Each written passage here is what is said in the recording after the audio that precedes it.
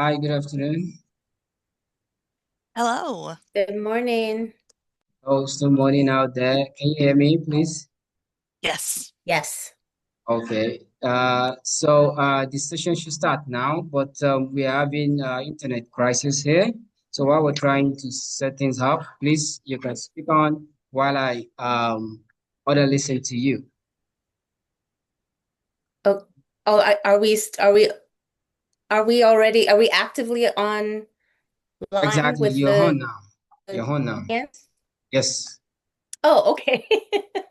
Thank you. Hello everyone. Welcome and thank you to the Lego Studies Association for organizing on book series and acquisition sort of editors and publishing and what to know about this process.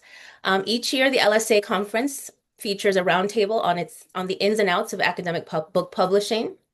In past LSA conferences, um, conference series and acquisition editors from Ohio University Press, University of Michigan Press, James Curry, Duke University Press, and Cambridge University Press participated in our book development workshop. This roundtable seminar complements our regular sessions on developing the book manuscript from the dissertation, as well as the panel on journal article publishing. It serves as a bridge between the book writing process, which we regularly teach at the pre-conference, and the final product that we celebrate at the book panels. We hope it's useful for early career scholars who are in the process of revising their doctoral dissertations into publishable books, um, among other categories of academics looking for credible outlets for publishing their research. I am the Roundtable Chair today. My name is Ogene Toja Oko, Associate Professor of African History at Loyola University, Maryland. My first book, published with Cambridge University Press, will be coming out at the end of this summer, so I will say I am freshly through this process myself. We welcome to this discussion series and series and actors from three university presses that publish important series in African studies. Elizabeth Alt, senior editor from Duke University. Next, we have Bethany Mowry, acquisitions editor for Indiana University Press. And finally, Marla Lanchon's editors. Thank you all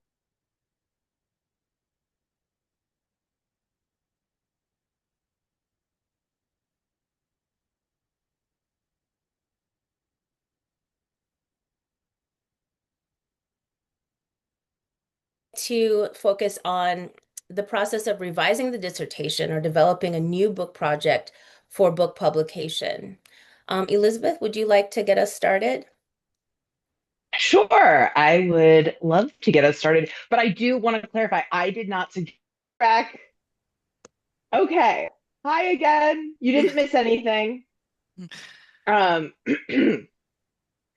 Yeah, so I would love to talk a little bit. It sounds like, Toja, thank you for that introduction and kind of setting the context of the LSA and its commitments to having conversations about publishing and kind of nuts and bolts mentorship. And the work the LSA does to create community is so tremendous and so admirable. And it's really an honor to be back here with y'all. And so I know there is a lot of information about dissertation to book happening.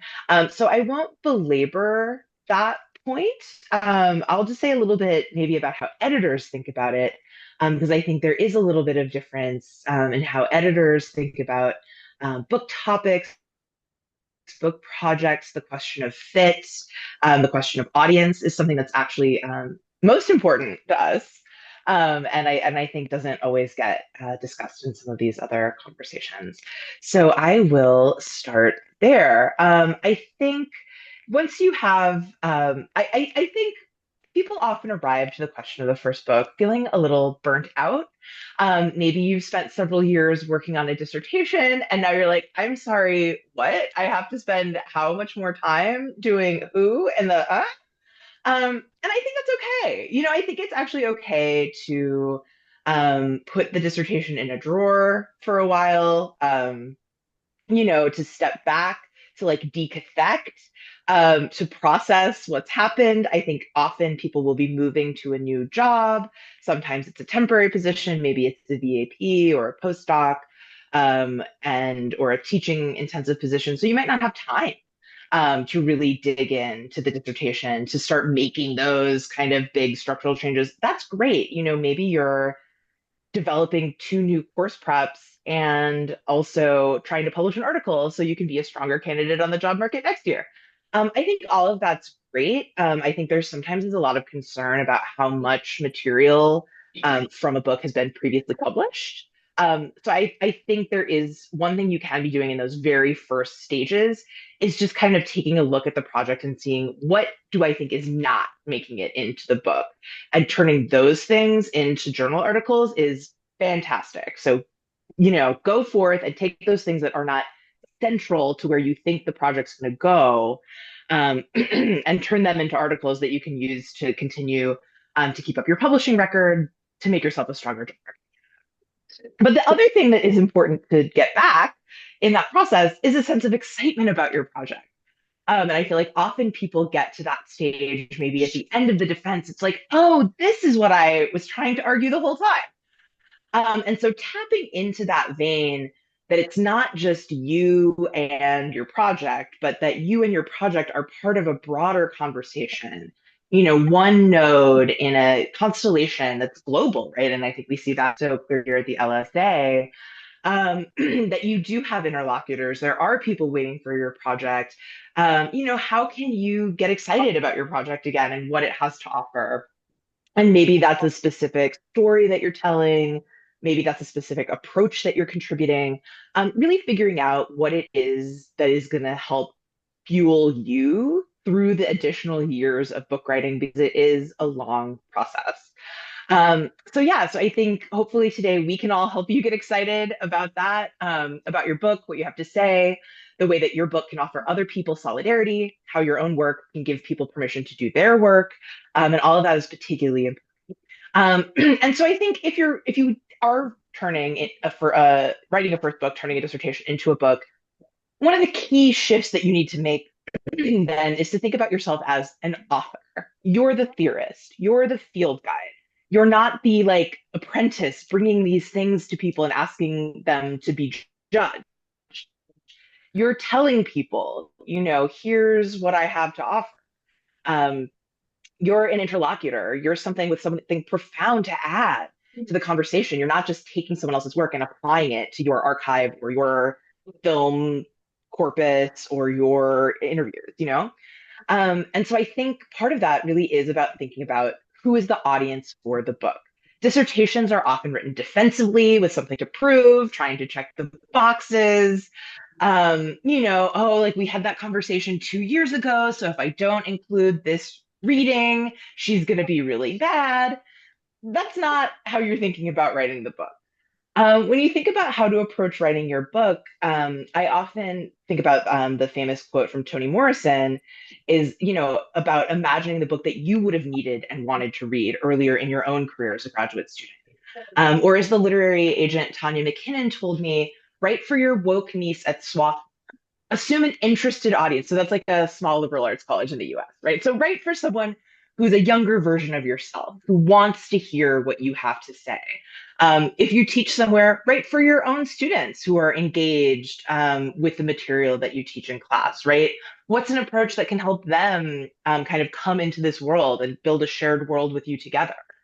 Assume an interested audience who wants to come with you, someone who will be curious. I think a lot of times writing can be oriented toward being paranoid, or someone, I have to write for my haters, or I gotta prove them wrong. And in general, in writing a book, I think that's just a long time to spend in that tone. And I think the more that you present your work as offering this exciting, different path, the more productive and helpful it is. And one way to do that, I think, is, as academics, we're often trained to speak easily and at length about our subjects, our archives, our topics. I call that what the book is about. And so, for example, in Kaja Tanaheka's book, African Eco Media, that some people might know Kaja Tan, That book is about all of this incredible visual and literary art coming out of the continent. And it's about artists who are using more environmental approaches in their work. And the images in the book are so beautiful, and Kajatan's readings of them are so incredible, like, would have been enough. Um, However, equally important for us here at Duke, and I think in general, when you're thinking about how people will use the book, it's what does the book do? How do you want the work to be cited? So I think in Kajatan's African Eco Media, he also has this important argument about how these artists are exemplifying a different approach to media, a different approach to thinking about what work from the continent can do on a global level. And so I think there's lots of different things you could take up from that book and say, like, as Heka argues, African artists have this relationship to the environmental. Um, and I think that's fine to think about how you want your book to be cited. That's great. Like, imagine that. That's what you want, is for people to take up your work and use it. So how do you want to be cited? What do you want people taking away from your book? I think a lot of people are like, oh, I'm gonna write this book, but I don't want anyone to ever read it. And I think that's a very understandable impulse, but not the one you should be indulging as you're thinking about how to frame your book. You want to write a book that is meant to be read. And this may mean rethinking the relationship between thought and form. And that's something that we do a lot here at Duke. But the key thing is, as you're thinking about that relationship, as you're thinking maybe about formal experimentation, I sometimes see a lot of works where it's like, I understand why you wanted to write it this way, but I don't understand what I, as a reader, am supposed to be taking from it. So again, I think it's just that question of imagining yourself as a writer writing for other readers. And so some ways that you can do that is by reading like a writer. And so maybe if you teach books in your classes, maybe look at the books that you teach that are really successful with your students. How are those books structured? What are the writerly things that made students really respond to them? Again, I think often as academics, we're trained to, like, we're reading in our field, we're reading sort of extractively to mine these nuggets of information or to mine these tools. But if you go back and read like a writer, if you go back and read for structure, for voice, what else can you get out of, how did this person achieve this writerly effect? And what are the tools that I can use, in my own writing? And I think the other thing about the dissertation, as I mentioned, is sometimes you get to the point at the end. In a book, you cannot wait until the end to get to the point. You have to give readers the payoff right up front. You got to figure out, what are the key arguments of the book? How are you structuring the book to invite readers in? How do you let them know the payoff up front? And how do you present information in ways that can be easily used and taken up by others? And I think this is all work that has to be done in community. And so again, I applaud the LSA for its various efforts in creating that kind of community and inviting people to workshop proposals and ideas, and to really think about who your networks and audiences are. And so once you have that in your head, you're like, I'm a writer, I have an argument, here's what I want my book to do. It's time to start thinking about how to talk to an editor who can also be an important partner on that path to circulating that idea. So I think I'll hand it over to Bethany for how to approach an editor. Very smooth transition, A plus, no notes, Elizabeth. Thank you so much. And thank you all for being here today and for pulling together this panel. Like Elizabeth said, this is one of my favorite conferences to have these conversations at Lagos, because of that sense of community, of that sense of everybody coming together. And I think community can be part of your process of approaching an editor and building out your community to incorporate that editor and to incorporate that press. So when do you want to approach an editor, I think, is maybe your first step. So we'll talk a little bit about kind of at what time should you maybe start thinking about or having these conversations. I'm going to talk a little bit about some of the things that might come up when you're looking at a press or talking to an editor. maybe pull back the curtain a little bit and say, this may seem weird, but this is why we ask for this particular thing, or this is why a certain press might say, hey, can you give us this? Because I think that the process can be rather opaque and mysterious when you're coming at it from the outside. And it doesn't necessarily have to be. So I'm hoping we can demystify that a little bit and sort of bring us up to the point where I will then hopefully be able to pass over the baton to Marcella as she talks about peer review. So when do you want to talk to an editor? You can really talk to an editor at any phase of your project, but I would say you're probably going to have your most tangible, actionable results if you at least have in mind some sort of structure for the book. A table of contents is lovely to have, and being able to summarize your book per that table of contents and say, this is what this chapter is about. Next chapter, this is what it's about. And also, I'd say having at least one sample chapter is always fantastic as well, because as an editor, I love being able to look at both. I love being able to see sort of the grand plan, even if it's not fully filled in yet, just to know that you have sort of that vision. But I also like being able to delve into sort of like the proof in the pudding, right? I like being able to take a look and see like, okay, but how do they actually write? How do they actually use their sources and deploy their arguments? And what is that conversation that they're entering? Because really, a book is you entering that wider scholarly conversation as an equal. How are they approaching that conversation?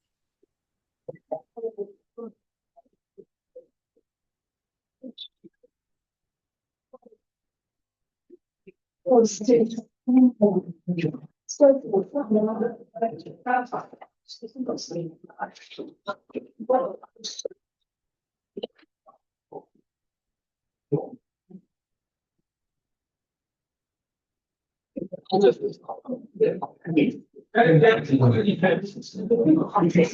example, most reputable academic presses, the thing that really sets us apart is doing peer review. So a lot of us will have some sort of peer review process, but because we are all autonomous, we are usually attached to a university, we may have different parameters for that. Most of us are looking for at least two positive peer reports. Some places might do less if you're doing a translation or something else. We all have different structures with advisory boards, but we usually have something like that. But again, you want to do that and you want to keep that in mind as you're looking, that there's going to be similarities, but also maybe some key differences that may really matter to you depending on what you're looking to get out of your book project. So in order to approach that research process, I'd say one of the best things you can do, and I love that Elizabeth talked about working in community, talk to your colleagues. Absolutely talk to your colleagues. You want to know who has published with who. You want to know if they felt like they had a good experience. You want to know if they felt like maybe there was, that their book maybe didn't get the support that they were looking for necessarily. Your colleagues can be an absolute gold mine in terms of presses to approach. Another thing Elizabeth mentioned was reading like a writer. I'd say even a step further and look at your own bookshelf of those books that you liked, of those books that you looked at and said, oh, this author has a great approach, or wow, this book was really transformative for me. Who published it? The main caveat I would put here is say maybe keep it at more recent publications. Like maybe the last 5 years is a good ballpark, simply because presses, like anywhere, change over time. Change is inevitable. A press may have published in a particular subject area, but they no longer do so. A press may be just starting to publish in an area and they may have a really strong push behind that and they may have gotten some really great people together. It's just that they don't necessarily have the literature base to back that up yet. A really great tool for this, the Association of University Presses has a subject area grid list that they update every few years. And I love the AUP subject grid list because it gives you that information. It tells you not just what areas presses are actively acquiring in, but it also lets you know, hey, they used to acquire in this area, they don't anymore. And that can save you a lot of grief. So, but again, like I said, look at your bookshelf, look at those favorite books you have, see who published it, see if there's a pattern. Most university presses or most presses that are looking to publish the kind of work that you are engaged in are going to have some sort of website and they're going to have some sort of guidelines on there that tell you about their press, that tell you about their process, that tell you about their people. Definitely time to look at those websites. Definite time to look at some notes. And of course, conferences and journals are another good venue as well. Who's attending the main conferences in your field? Who's publishing ads in the journals for your field? Who seems to have a presence there? Look at the notes of some of your articles. You might say, somebody's bio might say, oh, they're publishing a forthcoming book with this press.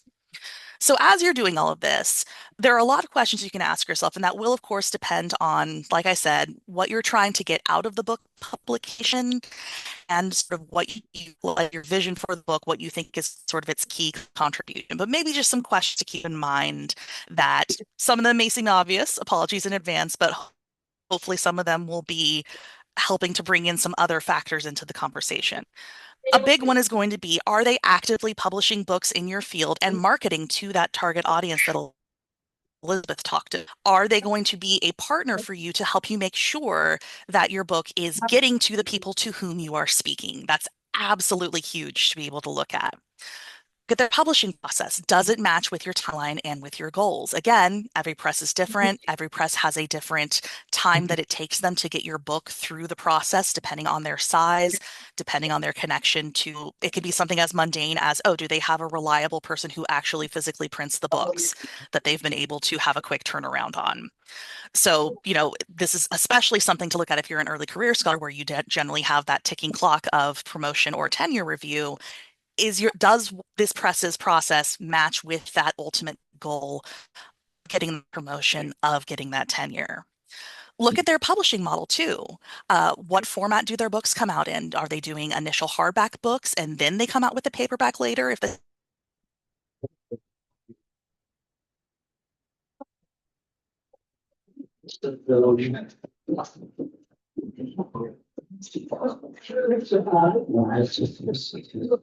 your book has any sort of special features.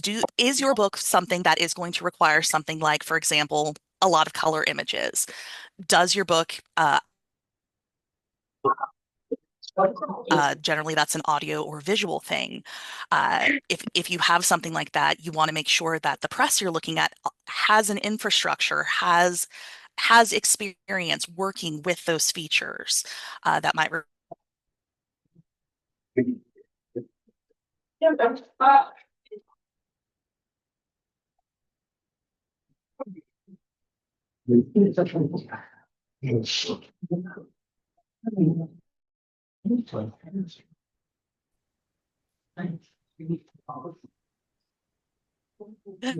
Hello, everyone. We continued, we just started the recording again to Thank you. continue. Just you guys did not come back, that we could have the recording preserved. So we're going to continue. And then, of course, we will leave room for questions once each panelist has had a chance to talk through the process. Yeah, excellent. On the recording, I started talking a little bit about the size of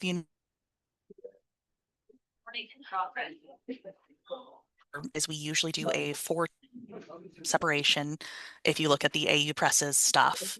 And so that's reflecting, when I say size, what I mean is the number of books they publish per year. And so that gets reflected in staff size, that gets reflected in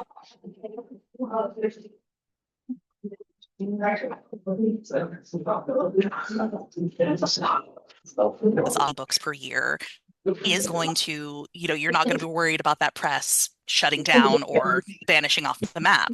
But on the other hand, that also means that they are getting a massive volume of submissions. It also means that they are, that they have a set model in place. And so if you need to have a more customized either book or experience, they may have the infrastructure for that, they may not, but you're kind of playing by their rules. Whereas I found that smaller presses, you can often get a closer relationship with your editor because they don't have as much necessarily stuff on their radar, and they are accustomed to, like, that's kind of how they distinguish themselves, as saying, we're not the big giant one in the person in the room who has the massive booth at the conference and the giant budget and all of this, but we work with you more. We have more of that sense of connection, which isn't to say you can't get that at a larger university press. I definitely don't want to say that, but it's just a different, I think, priority list, a different mindset. It's just a different operating model. And there are also different types of academic presses as well. There are academic presses that are more focused on strictly more scholarly audiences that are speaking to a relatively small target audience. There are academic presses that have a production model that is aimed more at wider audiences, or at a model that, whereas Some university presses are looking to publish your book and keep it in print for years and years and years until the wheels fall off. Other academic presses are looking at your book at giving it a big initial push out of print. And again, I don't want to make judgment calls here. For some authors, that's either of those models is exactly what they're looking for. It's what they want it's what they want.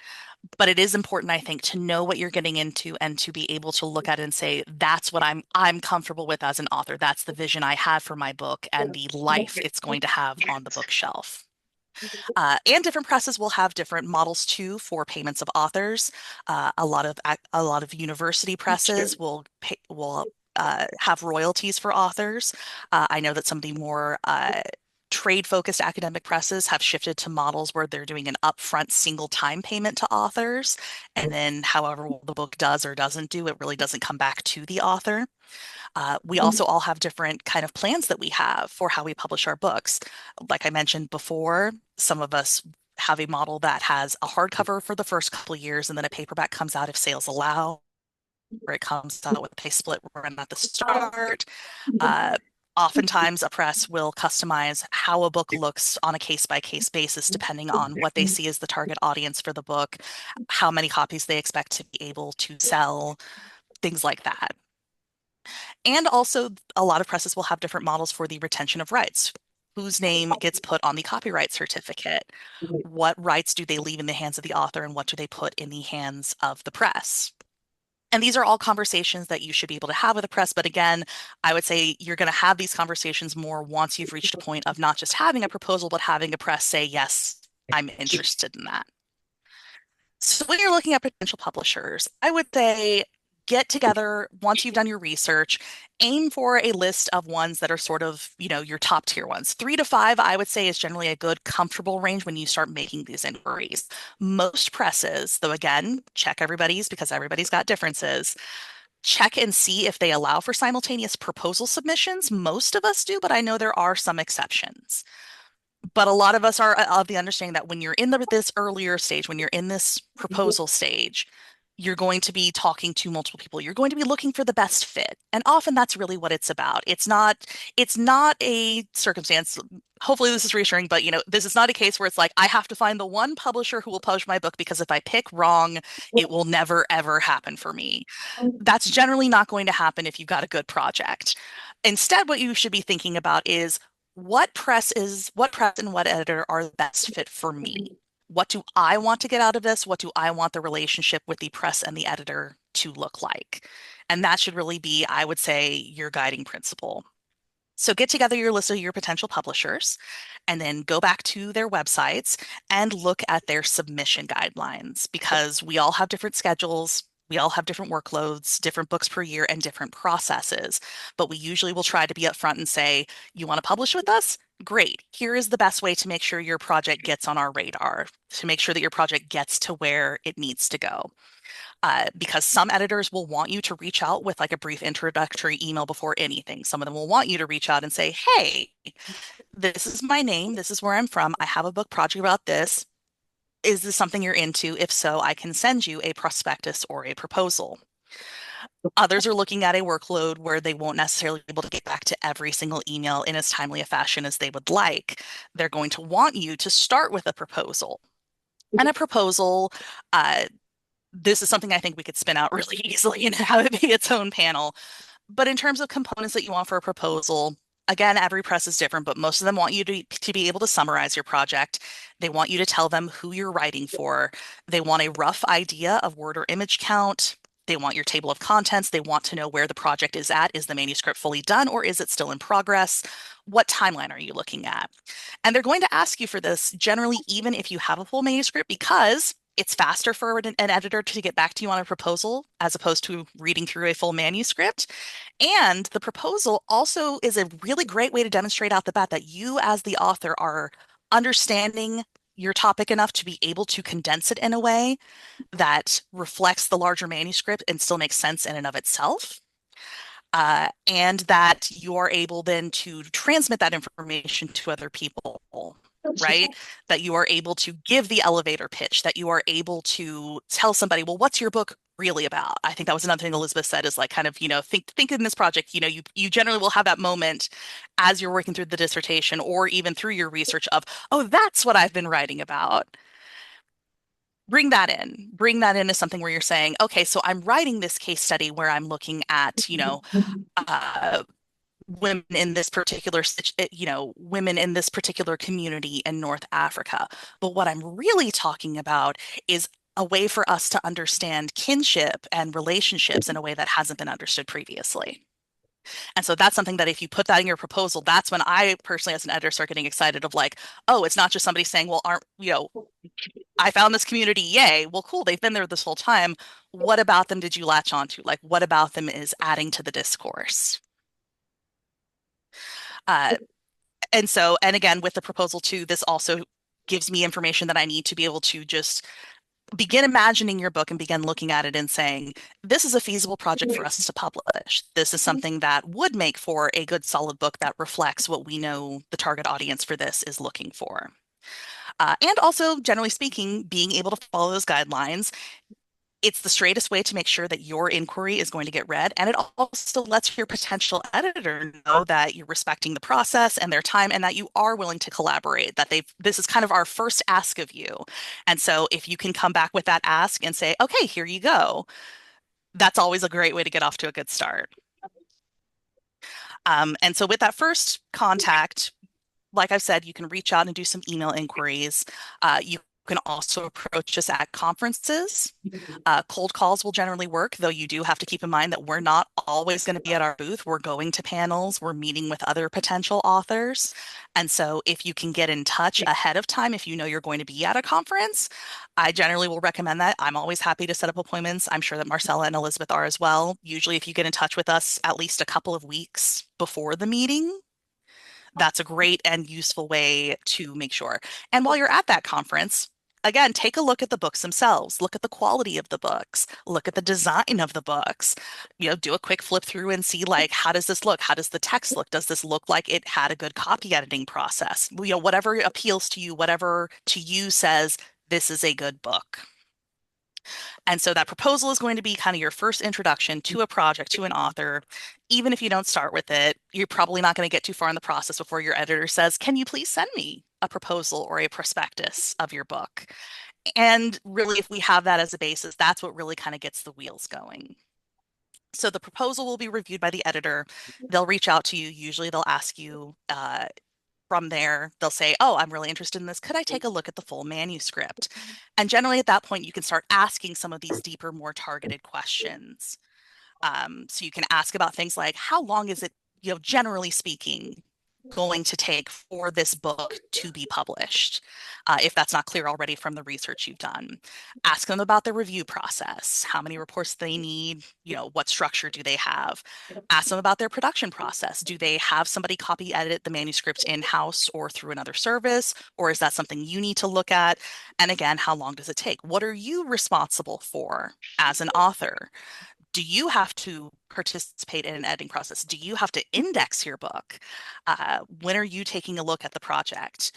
Ask them about contracts. Do they offer contracts on the basis of proposal, or do they only offer a contract after you've gone through peer review or after their boards have approved it? Ask them about things, if you're concerned with, especially if you already know that like you want to retain the rights to either publish in a particular country or a particular language, ask them how they handle that. And ask them how much leeway is there for negotiation. And I'd say the last thing to think about is distribution. Are they distributing worldwide if that's your target audience? If they don't do initial paperback or they don't do an initial ebook, how long does it take? But I think that brings us up to the peer review process. So now I'm going to hand it over to Marcella. Hi, everyone. I'm so happy to be here.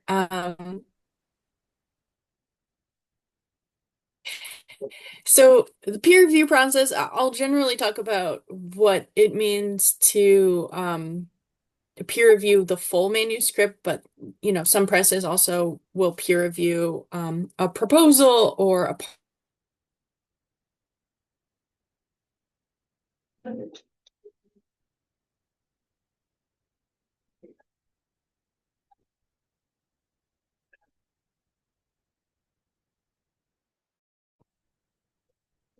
Yes, communication.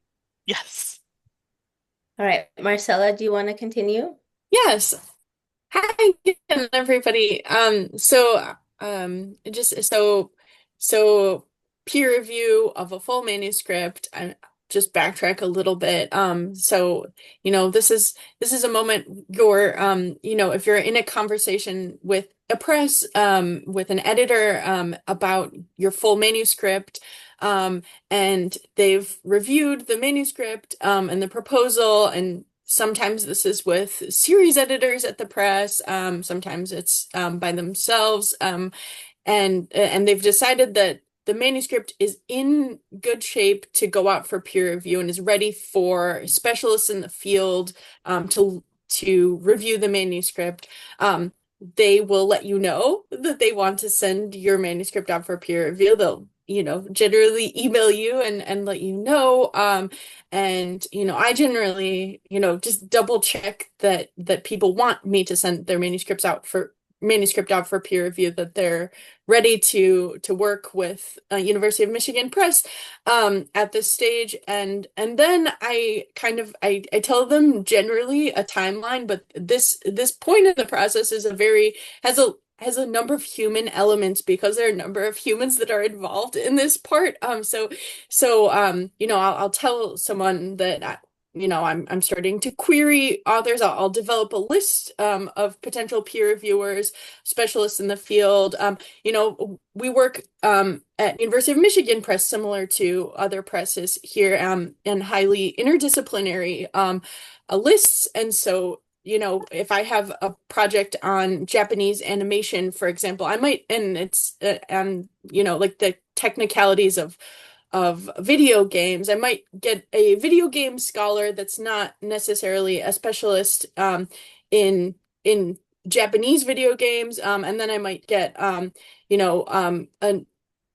scholar in Japanese media, or animation, and to kind of fill both gaps, or to see a project from different angles. And this is pretty common, at least on my list, for African studies. We work in interdisciplinary fields as well. So African Perspectives, our main series is very interdisciplinary. So sometimes scholars have different specialties. So I'm generally, I need to look for at least two scholars to peer review something, and I think this is similar at most presses. According to the AU presses, best practices for peer review, and then sometimes you'll get a third reader for a number of reasons, but generally the manuscript will go out for peer review with two readers. It'll take us sometimes a while to solicit two really great readers, and that's because people have different time commitments, and senior scholars, I'm usually looking for someone who's already written a book, somebody, it'll depend on the project, but so I don't want to make too many generalizations, because it's not always the case, but somebody that has written on the subject is a good person, and this will generally take some time. It could take a week, it could take a month, sometimes it takes longer. But I usually let people know once I'm querying readers. I'll let them know I'm querying, and approximately, in very general terms, when I anticipate to have two readers lined up, and then I let them know. On my list, I'm able to let people know once their manuscript's out for review with two readers, and then I give them a general timeline of when I expect the reports in, but I keep it very general because readers can often be late, and it's a human process, and there's a lot of there can be wrangling and following up. So I would generally say that here, at Michigan, it takes me, and it takes the press about anywhere from 2 to 6 months for the peer review process to happen. But this is different, a different process. It can be quicker. In some rare instances, it can be longer. It kind of depends on the peer reviewers, but also on a number of other factors. Yeah. So once I receive both of the peer reviews, if they're coming in about the same time, I'll send them, if I'm working with a series editors, I'll share them with the series editor, I'll digest the reports, and then pretty quickly after that, I'll write back to the author with the reports. If I know one's coming in like 2 months and there's a lot of work that the author needs to do, I'll send one peer review, but presses and editors have different ways of working and have different reasons for either sending reports together or not. So I will send the author the reports, and I'll add in my other comments about the manuscript, and sometimes I'll add my understanding of the reports, and but it kind of depends on a case-by-case basis what's going on in the reports and what's going on with the manuscript. And then I ask the author to write an author response letter. And this is pretty similar at, I think, most university presses to ask an author to write an author response letter. And this author response letter has a number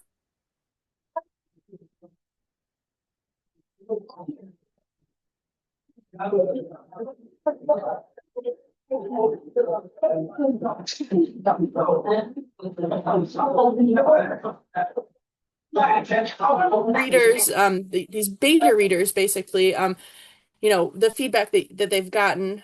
So it's first and foremost like kind of like a plan for revisions. And secondly, it's also a rhetorical device that I use to advocate to the editorial director, to the director of the press, and then to the faculty executive committee for the project and the merits of the project, why it's, a good fit for the University of Michigan Press, what the scholar has done it thus far, the merits of the project in its current shape, and then the plan to make this a manuscript ready for production. And it's not uncommon for a first book project to go through 2 rounds of peer review or multiple rounds of peer review, but that's not always the case. It kind of depends on a number of different factors, and one of those factors could be peer review, but and the author response letter, and how well equipped the author seems to be to make these edits.